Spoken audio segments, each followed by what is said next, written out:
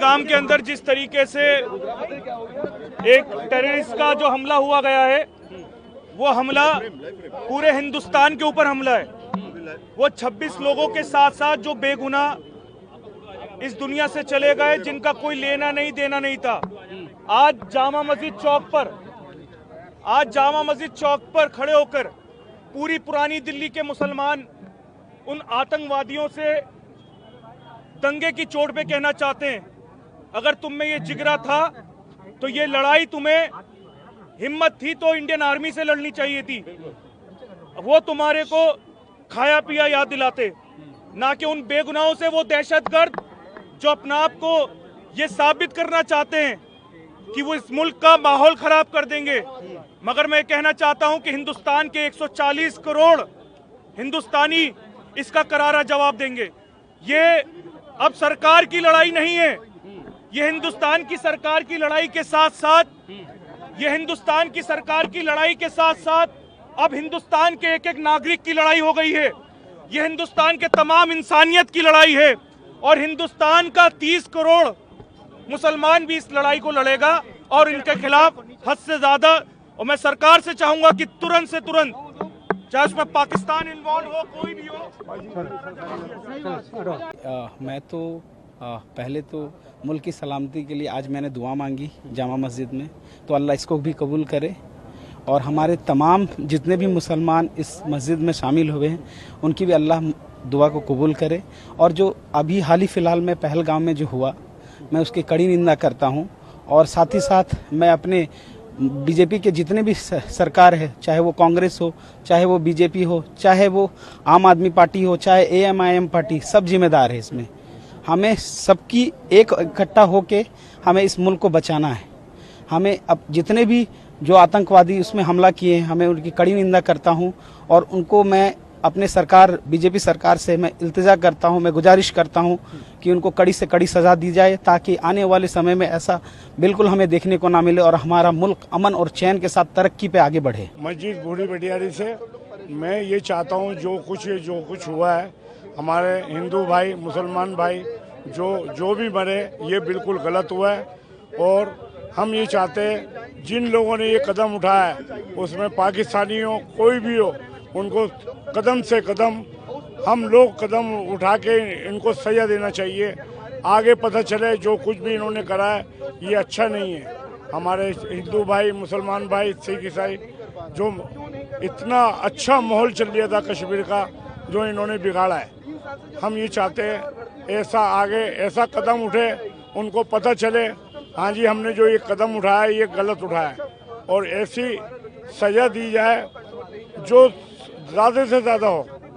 और हमें उम्मीद है हमारे हिंदुस्तान के सियासी समाजी लोग इसमें कदम उठाएंगे। और मैं अपने सियासी और समाजी लोगों से कहना चाहता हूँ, आगे कदम उठाना चाहिए।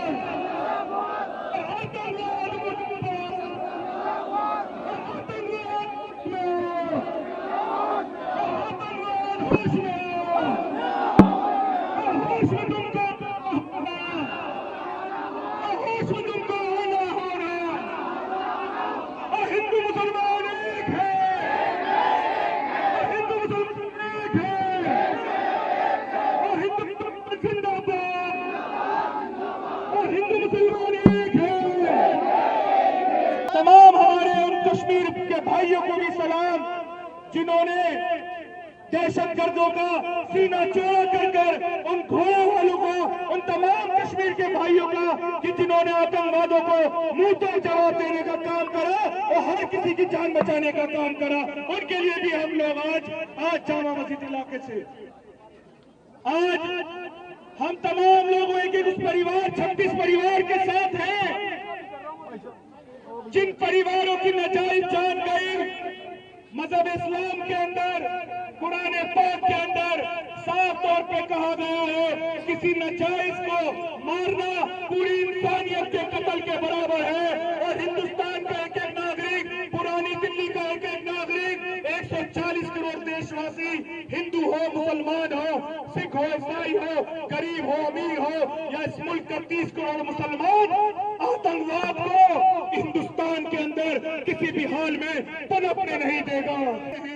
इस मुल्क में आज से 75 साल पहले हिंदू और मुसलमान ने इस मुल्क की आजादी के लिए लड़ाई लड़ी थी, मगर आज इस शौक से कहा जाता है अब ये लड़ाई हिंदू और मुसलमान, सिख और ईसाई आतंकवाद के खिलाफ सीना चौड़ा करके इस लड़ाई को लड़ेगा।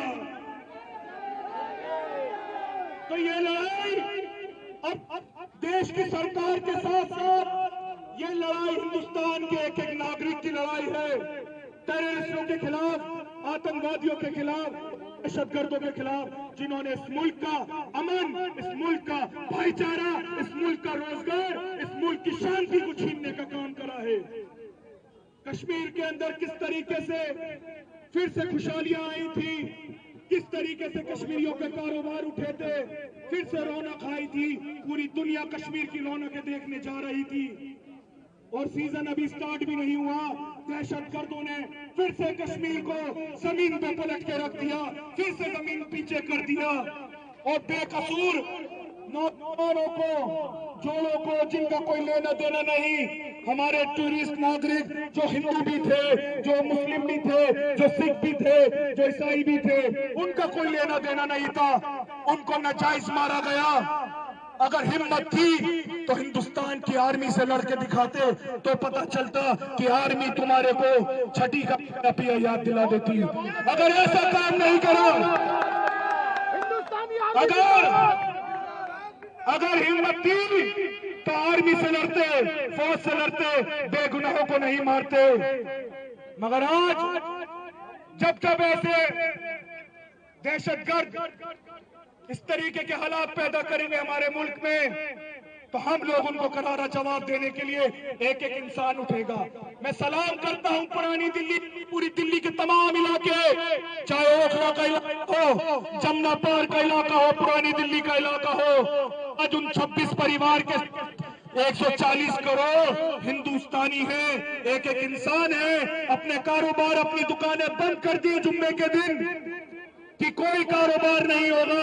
उन 26 के 26 परिवारों से मैं कहना चाहता हूं, आज आपके साथ हिंदुस्तान का 30 करोड़ मुसलमान इस मुल्क को बचाने के लिए, इस मुल्क के अमन के लिए, इस मुल्क के भाईचारे के लिए आपके साथ खड़ा है, आखिरी सांस तक खड़ा है। जब लड़ाई पड़ोसी मुल्क पाकिस्तान से हो या किसी से भी हो जो हमारे मुल्क के ऊपर बुरी नजर रखेगा, सबसे पहले हिंदुस्तान के एक एक मुसलमान का खून बहेगा और अपने मुल्क में दहशतगर्दी को पनपने नहीं देंगे। बहुत बहुत शुक्रिया। गर्मी का वक्त, जुम्मे के बाद आप तमाम लोग इकट्ठे हुए बड़े पैमाने पे, आप तमाम लोगों का बहुत दिल की गहराइयों से शुक्रिया अदा करते हैं। सरकार जल्द से जल्द कड़े फैसले ले, सख्त फैसले ले, उसके बाद जब ही आज देश को सुकून मिलेगा।